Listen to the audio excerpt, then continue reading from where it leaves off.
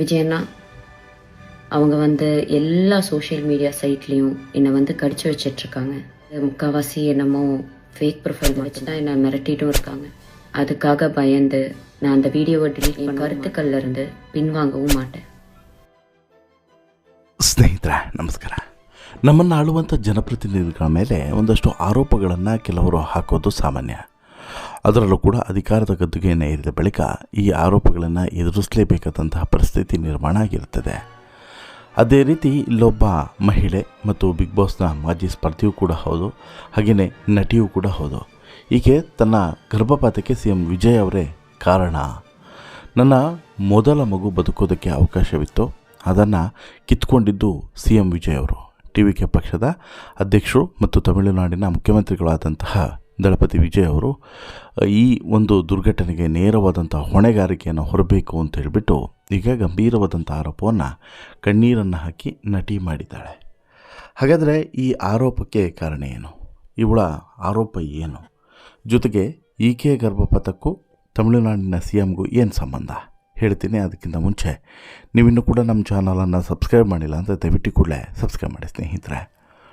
ನೋಡಿ, ನಾನು ಆರಂಭದಲ್ಲೇ ಹೇಳಿದಂತೆ ಈ ಅಧಿಕಾರವನ್ನು ಏರಿದ ಬಳಿಕ ಅಥವಾ ಅಧಿಕಾರಕ್ಕೆ ಬಂದ ಬಳಿಕ ಒಂದಿಲ್ಲೊಂದು ಸವಾಲುಗಳು, ಸಮಸ್ಯೆಗಳು ಅಥವಾ ಈ ರೀತಿಯಾದಂಥ ಆರೋಪ ಪ್ರತ್ಯಾರೋಪಗಳು ಎಲ್ಲವೂ ಕೂಡ ಕೇಳಿ ಬರೋದು ಕಾಮನ್, ಅನಿವಾರ್ಯ.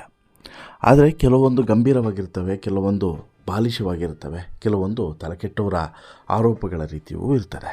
ಇದೇ ರೀತಿ ಇಲ್ಲಿ ಬಿಗ್ ಬಾಸ್ ಮೂಲಕ ಮನೆ ಮಾತಾಗಿದ್ದಂಥ ನಟಿ ಜೂಲಿ ಅಲಿಯಾಸ್ ಮರಿಯಾ ಜೂಲಿಯಾನಾ ಇವರು ತಮಿಳುನಾಡಿನ CM ಮತ್ತು ನಟ ದಳಪತಿ ವಿಜಯ್ ಅವರ ಬಗ್ಗೆ ಗಂಭೀರವಾದಂಥ ಆರೋಪವನ್ನು ಮಾಡೋದ್ರ ಮೂಲಕ ಭಾರಿ ದೊಡ್ಡ ಸುದ್ದಿಯಲ್ಲಿದ್ದಾರೆ.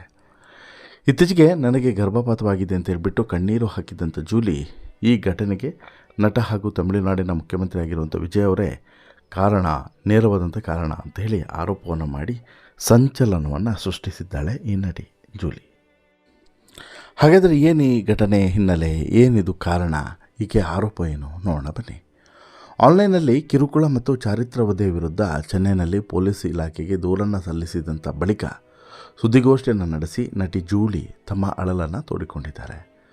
ಸಾಮಾಜಿಕ ಜಾಲತಾಣಗಳಲ್ಲಿ ತಮಗೆ ಎದುರಾದಂಥ ತೀವ್ರವಾದಂಥ ನಿಂದನೆ ಮತ್ತು ಟ್ರೋಲ್ಗಳಿಂದ ತಮಗೆ ಗರ್ಭಪಾತ ಆಗಿದೆ ಅಂತ ಹೇಳ್ಬಿಟ್ಟು ಕಣ್ಣೀರನ್ನು ಹಾಕಿದ್ದಾರೆ. ಇನ್ನು ಸುದ್ದಿಗೋಷ್ಠಿಯಲ್ಲಿ ಅತ್ಯಂತ ಭಾವುಕರಾಗಿ ಮಾತನಾಡಿದಂಥ ಜೂಲಿ, ನನಗೆ ಜನವರಿಯಲ್ಲಿ ಮೊಹಮ್ಮದ್ ಇಕ್ರಿಮ್ ಅವರ ಜೊತೆಗೆ ಮದುವೆ ಆಗಿತ್ತು.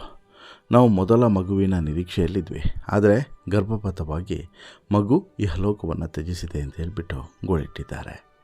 ಕೇವಲ ಇಷ್ಟಕ್ಕೆ ಸುಮ್ಮನೆ ಆಗಲಿಲ್ಲ, ಮತ್ತಷ್ಟು ಮುಂದುವರೆದು ಮಾತನಾಡಿರುವಂಥ ಈಕೆ ಆನ್ಲೈನಲ್ಲಿ ನಡೆದಂಥ ನಿರಂತರವಾದಂತಹ ಮಾನಸಿಕ ಹಲ್ಲೆ, ಅವ್ಯಾಚ್ಯ ನಿಂದನೆಗಳು ನನ್ನ ಮನಸ್ಸಿನ ಮೇಲೆ ತೀವ್ರತರವಾದಂಥ ಪರಿಣಾಮಗಳನ್ನು ಬೀರಿದ್ದಾವೆ. ಈ ತೀವ್ರ ಮಾನಸಿಕ ಒತ್ತಡದ ಕಾರಣದಿಂದಾಗಿ ನನ್ನ ಹೊಟ್ಟೆಯಲ್ಲಿದ್ದಂಥ ಮಗು ಕೂಡ ಜೀವ ಬಿಟ್ಟಿದೆ ಅಂತ ಹೇಳ್ಬಿಟ್ಟು ಆರೋಪವನ್ನು ಮಾಡಿದ್ದಾರೆ.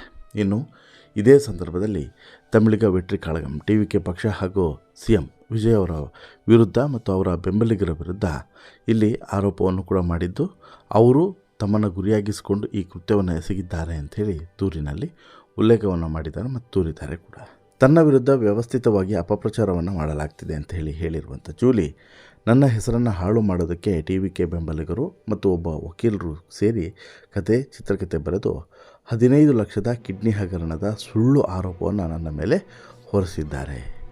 ಕೇವಲ ಒಬ್ಬ ಮಹಿಳೆ TVK ಪಕ್ಷದ ವಿರುದ್ಧ ಮಾತನಾಡಿದ್ಲು ಅನ್ನೋಂಥ ಒಂದೇ ಒಂದು ಕಾರಣಕ್ಕೆ ಇಷ್ಟೊಂದು ಕ್ರೂರವಾಗಿ ನಡೆದುಕೊಳ್ತಾ ಇದ್ದಾರೆ ನೋಡಿ, ಯೋಚನೆ ಮಾಡಿ ಅಂತಲೂ ಈ ಜೂಲಿ ಇಲ್ಲಿ ಆರೋಪವನ್ನು ಮಾಡೋದ್ರ ಜೊತೆಗೆ ನಟ ವಿಜಯ್ ಇಲ್ಲಿ ನೇರವಾಗಿ ಈ ಕೆಲಸವನ್ನು ಮಾಡದೇ ಇರ್ಬೋದು, ಆದರೆ ಅವರ ಬೆಂಬಲಿಗರಿಗೆ ಇಂತಹ ಟ್ರೋಲ್ಗಳನ್ನು ಮಾಡಬೇಡಿ ಅಂತ ಹೇಳ್ಬಿಟ್ಟು ಅವರು ಒಂದೇ ಒಂದು ಮಾತನ್ನು ಹೇಳಿದರೆ, ಇನ್ನು ನನ್ನ ಮಗು ಕಳೆದುಕೊಳ್ತಿರಲಿಲ್ಲ ಅಂತಲೂ ಕೂಡ ಹೇಳ್ತಾರೆ. ನನ್ನ ಮಗುವಿಗೆ ಈಗ ಅವರೇ ಜವಾಬ್ದಾರರಾಗ್ತಾರೆ, ಅಂದರೆ ಆ ಮಗುವಿನ ಈ ದುರ್ಘಟನೆಗೆ ಅವರೇ ನೇರವಾದಂಥ ಜವಾಬ್ದಾರರಾಗ್ತಾರೆ ಅಂತ ಹೇಳ್ಬಿಟ್ಟು ಜೂಲಿ ಆರೋಪವನ್ನು ಹೊರಿಸಿದ್ದಾರೆ. ಹಾಗೂ ಜನರು ವಿಜಯ್ ಅಣ್ಣನ ಇನ್ಸ್ಟಾಗ್ರಾಮ್ ಮೂಲಕ CM ಅಂತೇಳಿ ಹೇಳ್ತಾ ಇದ್ದಾರೆ. ತಮ್ಮ ವಿರುದ್ಧ ಮಾತನಾಡೋರ ಮೇಲೆ ದಾಳಿ ಮಾಡಿಸೋದನ್ನು ಬಿಟ್ಟು ಅವರು ಸಾರ್ವಜನಿಕ ಕೆಲಸದ ಕಡೆ ಗಮನವನ್ನು ಹರಿಸಲಿ ಅಂತೇಳ್ಬಿಟ್ಟು ಈಕೆ CMಗೆ ಕಿವಿ ಮಾತನ್ನು ಹೇಳಿದ್ದಾಳೆ. ಇನ್ನು ಜೂಲಿ ಅವರು ಈ ಹಿಂದೆ ಮಾರ್ಚ್ ತಿಂಗಳಿನಲ್ಲಿ DMK ಸರ್ಕಾರದ ಅವಧಿಯಲ್ಲಿ 8 ಜನರ ವಿರುದ್ಧ ದೂರನ್ನು ನೀಡಿದರು. ಚುನಾವಣೆ ಮುಗಿದು ಮೇ ತಿಂಗಳಲ್ಲಿ ವಿಜಯ್ ನೇತೃತ್ವದ ಸರ್ಕಾರ ಬಂದ ಬಳಿಕ ಪೊಲೀಸರಿಂದ ನೋಟಿಸ್ ಬಂದಿದೆ ಅಂತಲೂ ಕೂಡ ಜೂಲಿ ಹೇಳ್ತಾರೆ.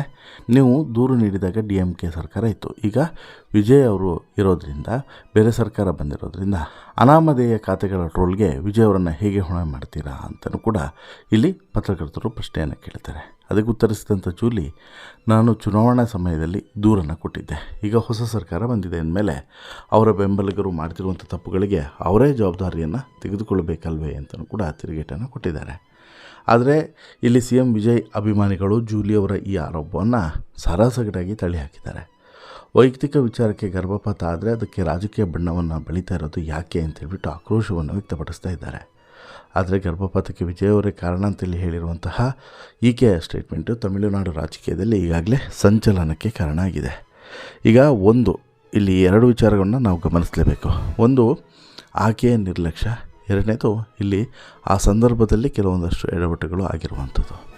ಈಗ ಆಕೆಯ ನಿರ್ಲಕ್ಷ್ಯ ಏನು ಅಂತೇಳಿ ಹೇಳಿದರೆ, ಒಂದು, ಆಕೆ ಇಲ್ಲಿ ಕೆಲವು ವಿಚಾರಗಳ ಬಗ್ಗೆ, ಈಗ ಯಾವುದೇ ಹೆಣ್ಣಾಗಿರ್ಬೋದು ಅಥವಾ ಮಹಿಳೆ ಆಗಿರ್ಬೋದು, ತನ್ನ ಹೊಟ್ಟೆಯಲ್ಲಿ ಮಗು ಇದೆ ಅಂತೇಳಿ ಹೇಳಿದಾಗ ಕೆಲವೊಂದಷ್ಟು ವಿಚಾರಗಳ ಬಗ್ಗೆ ಗಂಭೀರವಾಗಿ ಆಲೋಚನೆಯನ್ನು ಮಾಡಬೇಕು ಮತ್ತು ಬದುಕಿನ ಶೈಲಿಯನ್ನು ಕೂಡ ಬದಲಾಯಿಸ್ಕೊಳ್ಬೇಕು. ಹಾಗೆಯೇ ಕೆಲವೊಂದಷ್ಟು ವಿಚಾರಗಳ ಬಗ್ಗೆ ಮಾತನಾಡೋದಾಗಿರ್ಬೋದು, ವಿವಾದಗಳನ್ನು ಮೈಮೇಲೆ ಎಳ್ಕೊಳ್ಳೋದಾಗಿರ್ಬೋದು, ಈ ರೀತಿ ಮಾಡೋಕ್ಕೆ ಹೋಗಬಾರ್ದು, ಇದು ಅಪಾಯಕಾರಿ. ಇದೇ ರೀತಿ ಇಲ್ಲಿ ಈಕೆ ಮಾಡಿದಂತೆಯೂ ಕೂಡ ಕಾಣಿಸ್ತಿದೆ. ಒಂದು. ಎರಡನೇ ವಿಚಾರ ಏನು ಅಂತ ಹೇಳಿದ್ರೆ, ಪ್ರಮುಖವಾಗಿ ಇಲ್ಲಿ ವಿಜಯ್ ಅವರ ಮೇಲೆ ಆರೋಪವನ್ನು ಹೊರಿಸಿರುವಂಥದ್ದು ಎಲ್ಲೋ ಒಂದು ಕಡೆ ಇದು ಎಲ್ಲ ರೀತಿಯಲ್ಲೂ ಕೂಡ ಭಾರಿ ದೊಡ್ಡ ಹೊಡೆತವನ್ನು ಕೊಡುವಂಥ ಚಾನ್ಸಸ್ ಇದೆ. ಕಾರಣ ಏನಂತ ಹೇಳಿದ್ರೆ, ವಿಜಯ್ಗೂ ಇದಕ್ಕೂ ಸಂಬಂಧನೇ ಇಲ್ಲ. ವಿಜಯ್ ಬೆಂಬಲಿಗರು ಅಂತ ಹೇಳ್ಬಿಟ್ಟು ಈಕೆ ಹೇಳ್ತಿದ್ದಾಳೆ.